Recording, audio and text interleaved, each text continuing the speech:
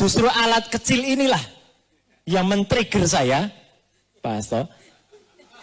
Ketika akhir Desember yang lalu, ya, kita menyaksikan debat Capres dan debat Cawapres. Ya.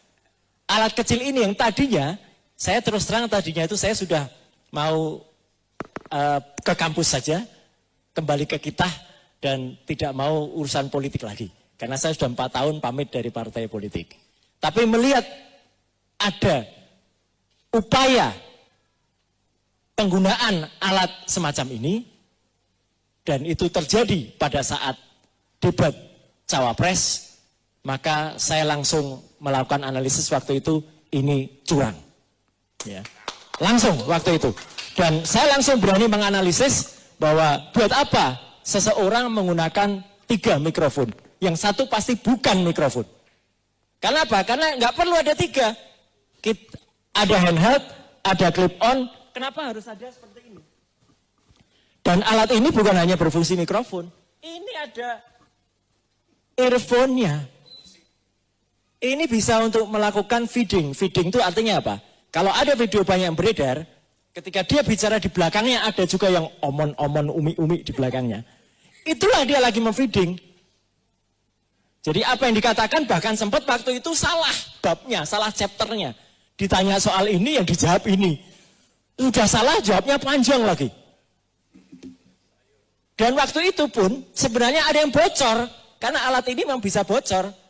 Suara di sini bocor ke mikrofon di sini. Ada suara wanita yang bilang, sudah. Gitu ya.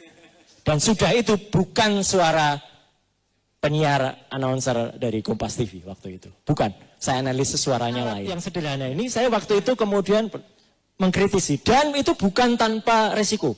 Tentu teman-teman sudah dengar lah ya, saya dilaporkan ke Bareskrim. Dan sampai dengan sekarang, Pak Petrus, laporan saya masih on.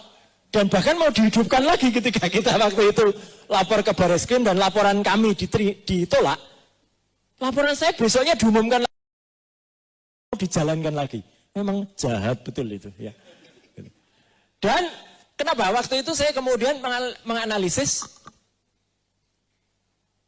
ketika soal 3 mikrofon itu dilakukan dan dilaporkan ke Bareskrim, tapi uniknya KPU secara malu-malu mengakui sebenarnya.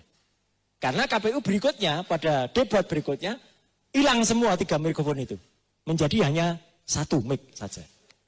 Kan dia mengakui tapi malu-malu. Iya kan gitu. Nah tapi ternyata si memang bakatnya curang ini, memang mau curang. Jadi tampaknya dia tidak menggunakan mikrofon berkabel, dia kemudian tampil menggunakan jaket, yang jaket itu kemudian diletakkan di atas untuk menutupi sesuatu. Apa yang dia tutupi? Yang ditutupi alat semacam ini.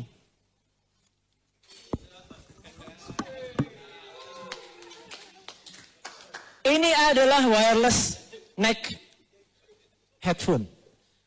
Ini bisa dikoneksikan dengan headphone, disembunyikan di baliknya, dan bisa mendengar instruksi.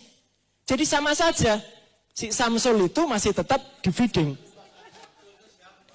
Asam sulfat. Masih tetap di feeding. Hanya sayangnya waktu itu saya sudah usulkan, harusnya diperiksa sama Pas Pampres. Tapi Pas Pampres jawabannya, kami tidak berhak memeriksa anak presiden. Ya sama kayak MK. MK tidak berani mengundang kepala negara, tapi yang diundang adalah menteri-menterinya.